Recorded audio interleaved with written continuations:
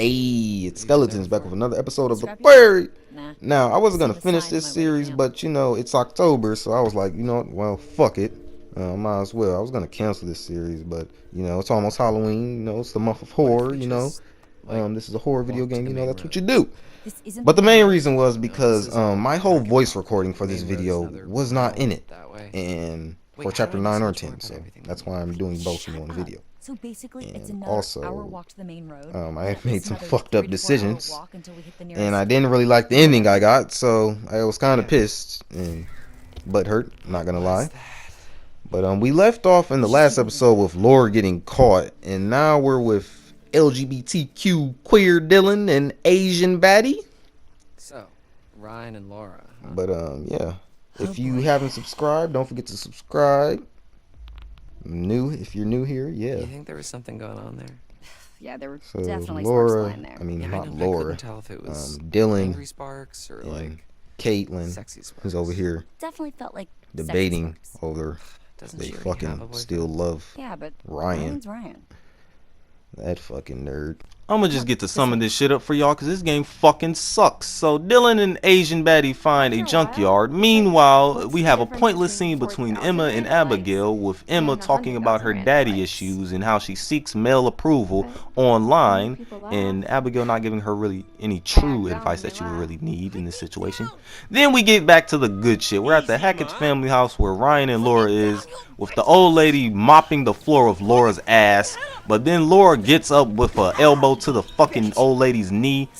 Her arthritis kicks in, and then she fucking turns off the lights. And I guess Laura doesn't have 20/20 vision because she can't see in a fucking dim light area, I guess. Like, this makes no sense at all. And then the old lady somehow takes the gun right in front of her face, and then I panic and then blow that bitch head off, because who didn't do that in their first playthrough? Everybody stop! Constance. Oh, that's her name?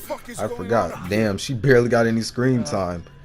Bobby somehow finds Ryan in the basement while this guy Constance's husband is trying to do CPR on this bitch while her head is gushing blood. Yeah, that's gonna fucking work. He eventually stops being stupid and realizes, hey, mama's gone, guys. He loses his shit and gets mad and be like, you know what, fuck everyone, fuck this, fuck y'all, no more protecting everyone. Laura realizes that she's fucked, so she makes a run for it. The old man pulls out his gun, and then Laura dodges a fucking bullet like a god, like she's fucking Sonic the Hedgehog or some shit. Bobby shanks Ryan because why the fuck not? And then he crawls away, realizing that the Hacketts must not like using toilets. He's disgusted, just like I am with this game. Then he does the look through the keyhole cliche and see Bobby walking towards him menacingly. He blocks the door, but fails miserably because obviously Bobby busts through that shit because you see how big he is. Ryan somehow tries to attempt to kick down the door and succeed with a knife lodged in his fucking ribcage. Yeah, I don't know. This game is fucking crazy. And then we get the slowest, most non-scariest chase scene ever. Like, this guy Bobby's walking towards you like he's Michael Myers stalking you in Dead by Daylight. But a couple quick time events later, Ryan escapes Bobby by successfully blocking the door this time and calls him a fuckboy. Then we transition to Laura as she's at a standoff with the rest of the family. Jediah starts to make a couple of good points like, hey, she killed our mother. You should probably fucking blow her head off right now while you got the chance. Laura tries to make a run for it because she's realized she's fucked again, but then Travis realized the connection they had a couple episodes back, hesitates, don't shoot her, and lets her get away. And then he looks like an idiot. You stole my Then we get back to Ryan and Bobby. Bobby takes back his knife because Ryan should have never took it, even though he gave it to him, basically. Then Laura comes out of fucking nowhere, big bad wolf, and then scares off Bobby, and then he screams like a little bitch for Travis. Laura tells me she can save me by infecting me so I don't bleed out, so I accept her offer and let her give me the hickey. But then I start to hesitate because I get scared and the game gave me an option. But Laura decides to give me the hickey anyway without my consent. If the roles were reversed, Ryan will be getting jail time right now. So Ryan has to kick Laura off of him, and then we see the blood all over Laura's mouth that looks like lipstick for some reason. Man, these graphics are so good. Then we get back to the junkyard with LGBTQ queer Dylan and Asian baddie gameplay. Actually used to be And we find Max and Laura's car from the beginning of the game. I tell Kaylin to watch my back because I can't risk my waifu Asian baddie dying. Sure thing. So then Dylan goes up to lower the car watch my back, with the yeah. crane. You did it! Yeah, I think I found my calling. About time! Well, maybe we can see if we can try and get this thing running. Score. Dylan looks off into the distance, see a motion light turn on. Instead of instantly warning Caitlin, he says, "Oh no," like he's already fucked. And then another motion light turns on, and then he finally warns Caitlin at the last second. As you can see in my gameplay, I didn't hesitate like Dylan to warn Caitlin because I cannot risk my Asian baddie waifu dying. So he warns Caitlin. Caitlin hears Dylan screaming like a little bitch that there's something coming and tell her to hide. She gets in the car and locks the door, and I'm gonna just let this scene play out. The werewolf comes, and this is probably the best scene in the game. Oh, fuck. Dylan, get the damn werewolf on the damn car! Oh, fuck. Hurry the fuck up!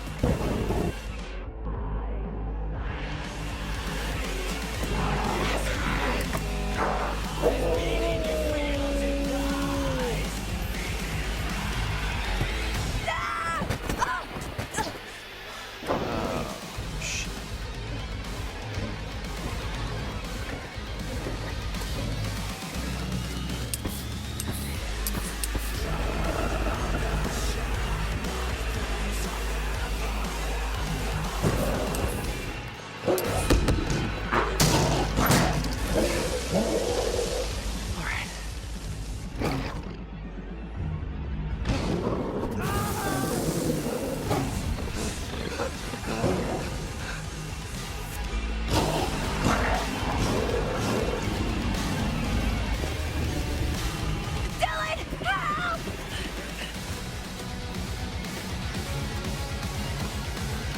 Dylan, come on! Help, please! Dylan! You rusty bitch.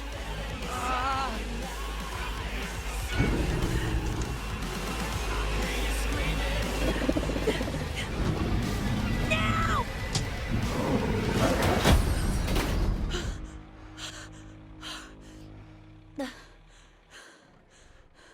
Dylan, thank you. You actually saved my life. For realsies. Yeah, no sweat. I just can't wait to see who they choose What? to play me in the movie about how brave I am. Don't push it. Not only did Dylan just break the fourth wall, but Caitlin is right, don't push it. If anything, Laura is the hero of the story, and Dylan is just the gay guy for the simple fact of being gay to appeal to a wider audience. But Laura and Ryan finally find Chris Hackett to where he's been this whole game, chained up in his werewolf form, and then he eventually breaks the chains because, I don't know, I guess the plot needs to continue, even though he's been up there the whole game and didn't break them before, but yeah. So we fall through the floor, and I guess it's that time of the month for Laura, and then she smacks the shit out of Travis. A mirror breaks that's made out of silver, I guess, so I guess that could kill the werewolves. Me thinking that there's multiple werewolves in this motherfucker now. I aim my gun and look around and then miss like a fucking imbecile, and then everyone dies, and this is what pissed me off the most, I ain't gonna lie.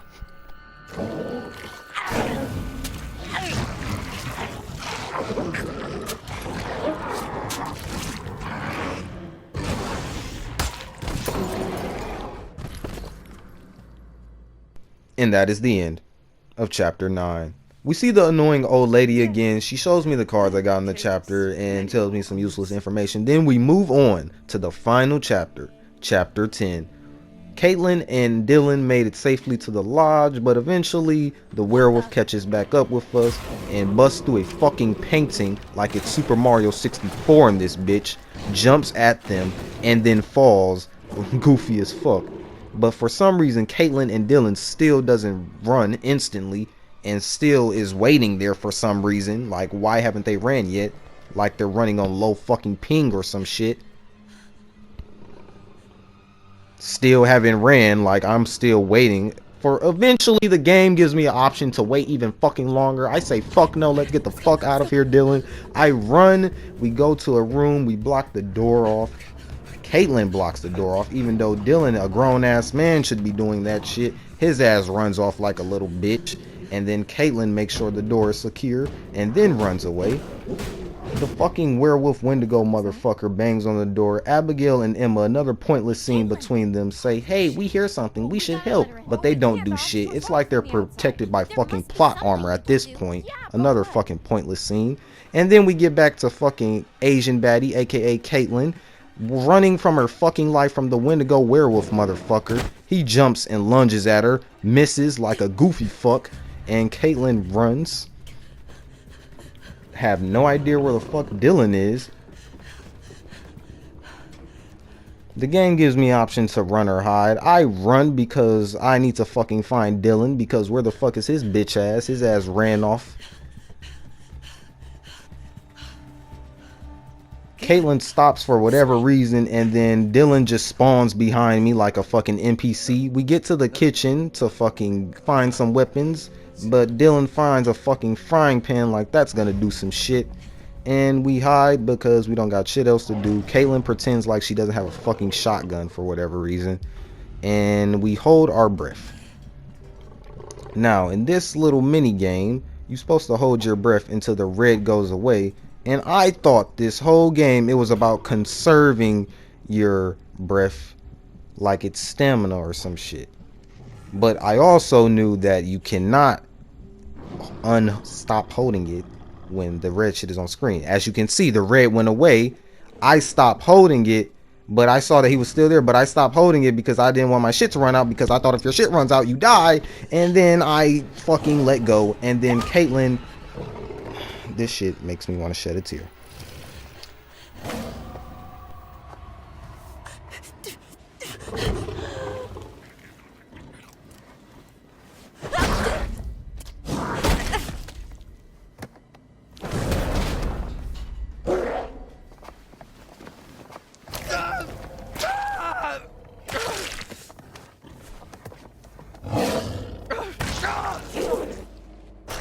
Dylan also dies like a fucking idiot by getting his neck snapped by the fucking Wendigo werewolf thing, and then he dies, even though he had enough time to get away while I was busy with Caitlin. And even though I wasn't even controlling him, he dies anyway. But I don't even fucking care, because Caitlin is fucking dead. Asian baddie, the only one I wanted to live this game, fucking died. And that's the main reason I did not upload this video. So that is the end of chapter 10. We get to the old lady, so she reflects on our shit. I don't even want to hear what the fuck she got to say, because I'm mad that my fucking bitch died. And yeah, roll the fucking credits. I am aware that there's a secret ending. I don't give a shit about that. And I am aware that you can do a death rewind and I can still save Asian baddie, but I feel like that is cheating, so I will not do that. But that is the end. I let the credits roll and Asian baddie has died. But yeah, that is the end. The only ones who survived was Emma, Abigail, Nick, and Jacob. Emma and Abigail had plot armor the whole time, and I saved Nick. No, Nick was a werewolf the whole time, and Jacob escaped. So yeah, now I'm gonna give my thoughts on the game. This is probably where most of you are gonna click off, but as much as I shitted on this game is not that bad. I mean, it's not the best, definitely. Is it better than the Dark Pictures games? I'll say some of them, but only because it's a longer game and it's more like developed and shit. Is it better than Until Dawn? Hell no. Until Dawn had way likable characters, way better story, and better like enemy design too. And the one thing I didn't like about this game, that it took a lot of inspiration from Until Dawn, like a little bit too much, especially with the enemies. Like the werewolves, they look just like the Wendigos. That's why this whole playthrough I've been calling them the Wendigos, bruh. Like, I didn't like that. I feel like they should have did something a little different. If it was going to be werewolves, they could have at least like made their design a little different. They look just like the Wendigos, just slightly buffer.